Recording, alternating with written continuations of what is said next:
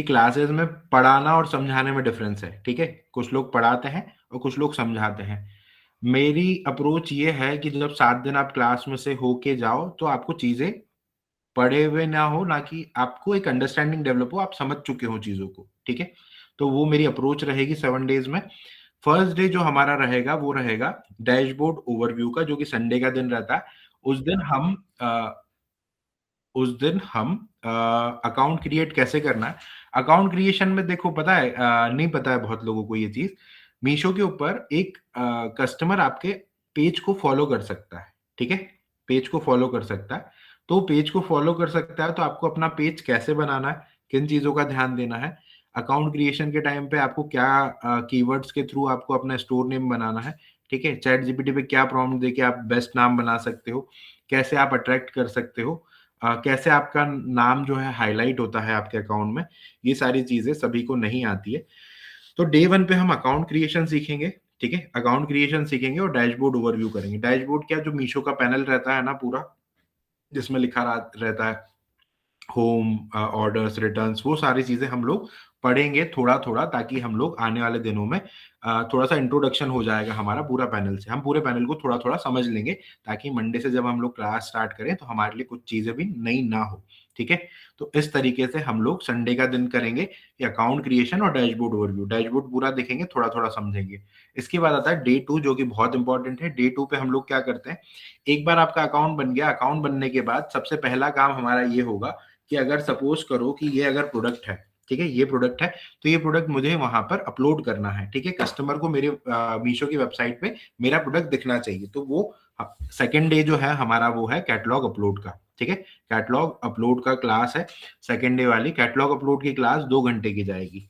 एक चीज देखना, आपको मैं यहाँ पे बताता हूँ, एक मिनट। यहाँ पर आप चेक करना, ये, ठीक है। एक मिनट, यहाँ पर एक चीज दिख रही है सभी को स्क्रीन ना, यहाँ पर ये दिख रहा है कितना टाइम है डेली का। 1.5 घंटे का, 7 से 8:30, ठीक है। 1.5 घंटे का टाइम है। लेकिन जो मंडे वाली क्लास है वो हमारी 2 घंटे की जाएगी ही जाएगी, क्योंकि कैटलॉग अपलोड बहुत इंपॉर्टेंट टॉपिक है।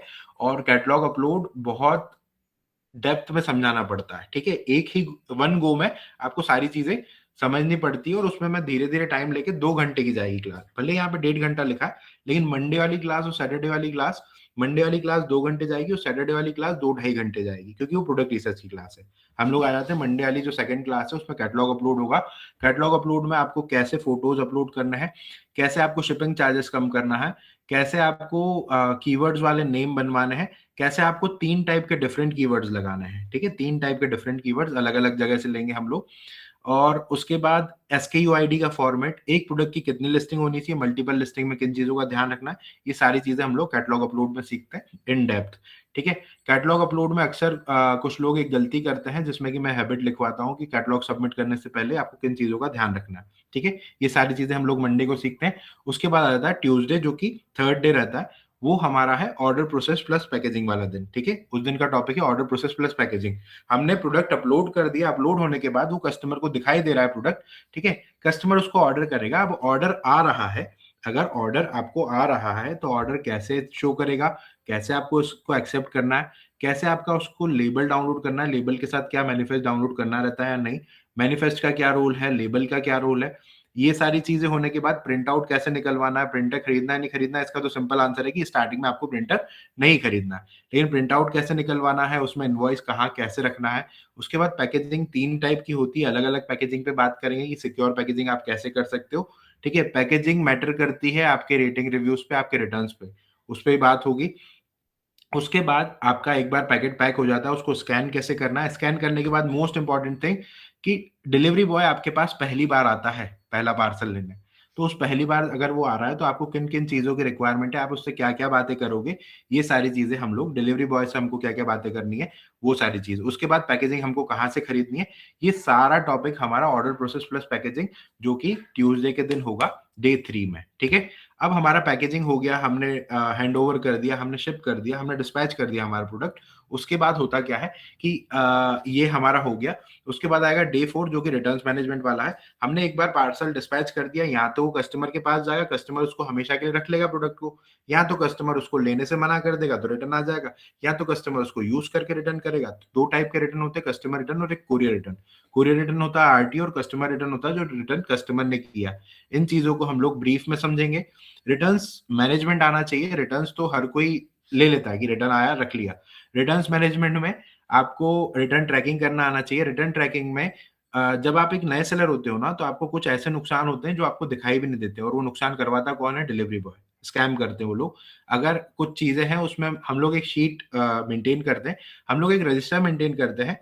आपको मैं वो पूरी शीट दे दूंगा कि आपको उस शीट में कैसे क्या क्या फिल करना है ताकि आपको वो नुकसान ना हो। ठीक है। इन ट्रांजिट में आपको आता रिटर्न ट्रैकिंग में आता है in transit, out for delivery, delivered, loss, returnless refund और डिस्पोज। डिस्पोज में बहुत सारे पार्सल जाते हैं लोगों के जहाँ पे वो उनको नुकसान हो जाता है, लेकिन नए सेलर्स को पता ही नहीं डिस्पोज होता क्या है, रिटर्नलेस रिफंड होता क्या है। ठीक है। आउट फॉर डिलीवरी में तो किन चीजों का ध्यान देना है, तो इसके लिए एक शीट बनानी पड़ती है। वो शीट मैं आपको उस दिन दूंगा, वेंसडे के दिन। उसके बाद एक एक एक्सपीरियंस हुआ था हमारे साथ जिसमें कि हमने एक रिटर्न रिटर्न आ रहा था एक प्रोडक्ट, जिसपे कि हमको बहुत भरोसा था कि यार ये वाला प्रोडक्ट रिटर्न कैसे आ सकता है। ठीक है। तो उसमें हमने हमारी गलती फाइंड पहली बात तो हमने हमारी गलती फाइंड आउट की। ये इस पे मैं आ रहा हूँ, लेकिन मैं ये एक चीज आपको बीच में ये बोलना चाहता हूँ कि आप लोग ना कभी भी ये मत सोचो कि हमेशा कस्टमर गलत है। हो सकता है कस्टमर गलत, मैं मना नहीं कर रहा हूँ, लेकिन अपनी गलतियां भी ढूंढो। वहां पे हमको एक पहली सीख मिली थी कि हमारी गलती थी और हम ये सोच रहे थे कस्टमर रिटर्न कर रहा है। तो वो गलती क्या थी? उस गलती को हमने सबसे पहले तो हमने फाइंड आउट ही नहीं किया। हमने पहले कस्टमर को उल्टा सीधा बोला कि कस्टमर ऐसा कस्टमर वैसा। 2 4 5 दिन बाद जब एक चीज हमारे सामने आई तो हमको लगा कि यार हमसे ही गलती हो गई थी। ठीक है। उस गलती को पहले फाइंड आउट किया, फिर उस गलती पे काम किया और उस गलती को ठीक किया और रिटर्न्स कम हो गए। समझे? तो रिटर्न्स मैनेजमेंट में एक दो एक्सपीरियंस ऐसे बताऊंगा जिससे कि आपकी एक अंडरस्टैंडिंग बनेगी कि हो सकता है आपका प्रोडक्ट अलग हो, आपकी प्रॉब्लम अलग हो। आपकी प्रॉब्लम आप फाइंड आउट कैसे करोगे? कितने अलग-अलग एस्पेक्ट से आप उसको देखोगे, अलग-अलग नज़रिए से देखोगे अपने प्रोडक्ट को, अपने कैटलॉग को कि कहाँ आपसे गलती हो गई है। उस गलती को ठीक करोगे, आपके रिटर्न्स कम हो जाएँगे। ठीक है? या तो फिर आपका प्रोडक्ट ही खराब है, या कुछ ना कुछ कन्वे नहीं कर पा रहे हो या तो कस्टमर को। ठीक है? बहुत सारी चीज़ें होती हैं। हर कुछ-कुछ जगह कुछ-कुछ प्रोडक्ट्स ऐसे रहते हैं जहाँ पे कि आपको एजुकेट भी करना पड़ता है। कुछ पेपर डालना पड़ता है कि सर इसको ऐसे यूज़ करना, इसके साथ ऐसे बर्ताव करना प्रोडक्ट के साथ। ठीक है? ये सारी चीज़ें। तो ये रिटर्न्स मैनेजमेंट में हम लोग पढ़ेंगे। अब एक बार आपका प्रोडक्ट रिटर्न आया, ठीक है? अब उसको मैनेज कैसे करना है, उसकी शीट कैसे बनानी है, शीट बनाने के बाद अगर प्रोडक्ट में कुछ डैमेज आता है, कुछ रॉन्ग रिटर्न आता है, आइटम्स मिसिंग आते हैं, तो उसका क्लेम कैसे लेना है, ये आता है डे 5 जो कि थर्सडे का दिन रहता है, क्लेम सपोर्ट और इन्वेंटरी मैनेजमेंट का। ठीक है? क्लेम्स कैसे लेना है, टिकट कैसे रेज़ करनी है, वीडियो कैसे बनाना है, फोटो कैसे अपलोड करना है, किन चीज़ों का ध्यान देना है। एक छोटी-सी चीज़ है वो मैं यहीं बता देता हूँ, लेकिन वो पता है कभी-कभी ऐसा लगता है कि बहुत सिली चीज़ है बताने के लिए, लेकिन मैं यहाँ पे बता देता हूँ। जब भी आप वीडियो बनाते हो ना, तो अपने मोबाइल का एयरप्लेन मोड ऑन कर लिया करो, क्योंकि हमने बहुत नुकसान किया, हमने नहीं किया था।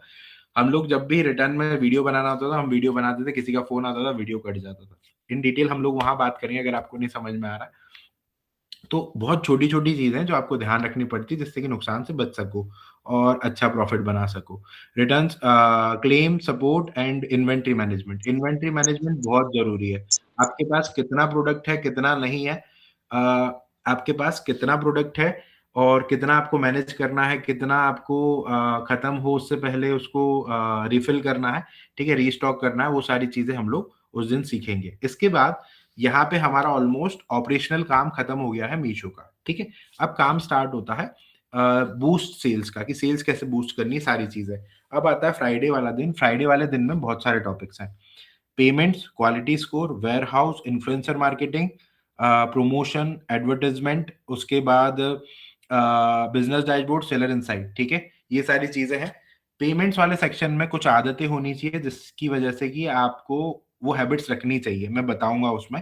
पेमेंट सेक्शन में हम लोग चेक करेंगे पेमेंट्स कैसे क्या आता है, कैसे आपको सारी चीज़ें देखनी है, कैसे आपको जीएसटी रिपोर्ट डाउनलोड करनी है, कैसे आपको रिकवरी और कंपनसेशन एंड रिकवरी में चीज़ें चेक करनी है, क्या कट ज़्यादा पैसा कट रहा है, कंपनसेशन पूरा मिल रहा है, ये सारी चीज़ें। इसके बाद आता है क्वालिटी स्कोर।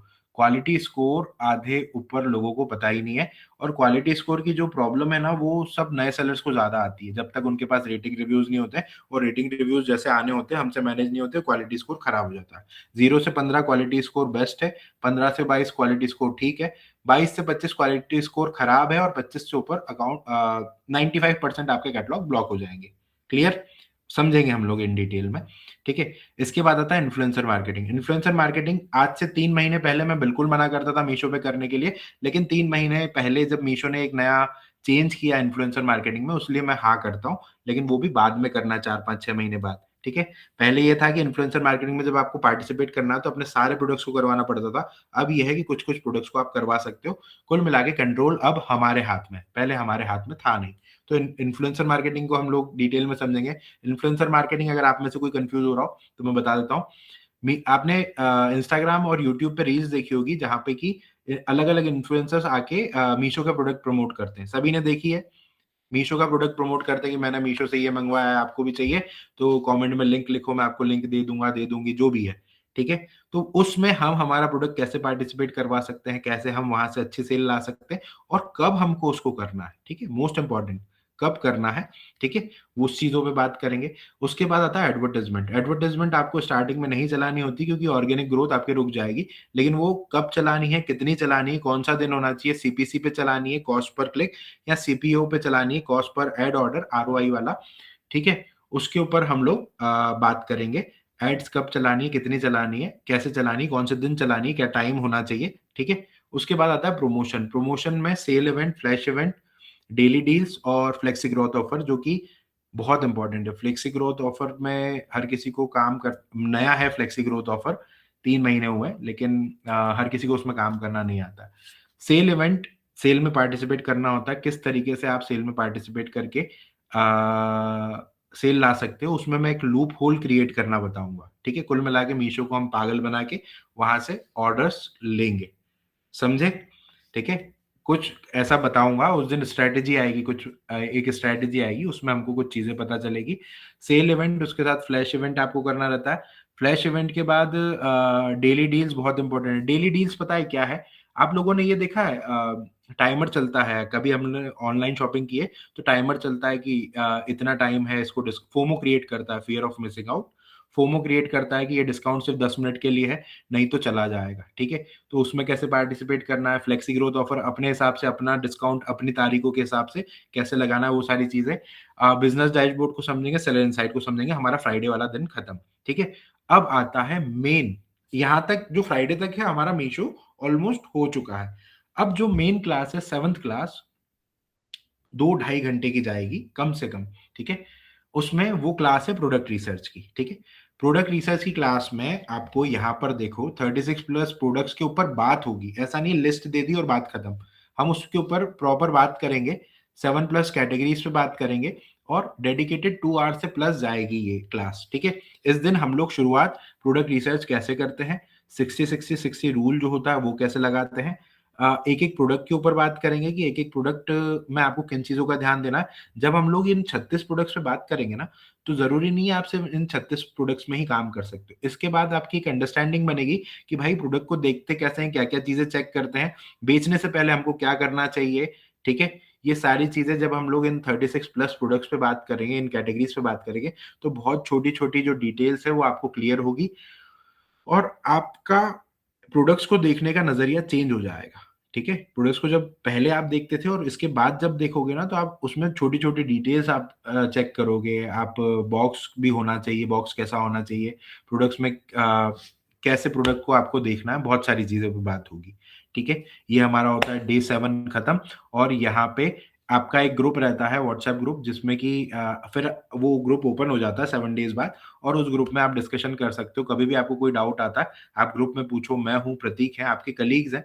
अपना नेटवर्क बनाओ, लोगों से बात करो, वो क्या बेच रहा है, आप क्या बेच रहे हो, कैसे कर रहे हो, एक-दूसरे की मदद करो और एक-दूसरे को हेल्प करो बढ़ने में। आई होप आपको वीडियो पसंद आया होगा, आपको समझ में आया होगा कि नेक्स्ट 7 डेज़ में हम लोग क्या सीखेंगे। आप अगर मेरे साथ लाइव वन ऑन वन बैठकर सीखना चाहते हैं, माइन्यूट डिटेल्स में हम लोग बात करेंगे नेक्स्ट 7 डेज़, तो अभी दिए हुए नंबर पर मैसेज करो, व्हाट्सएप करो, जॉइन लिखकर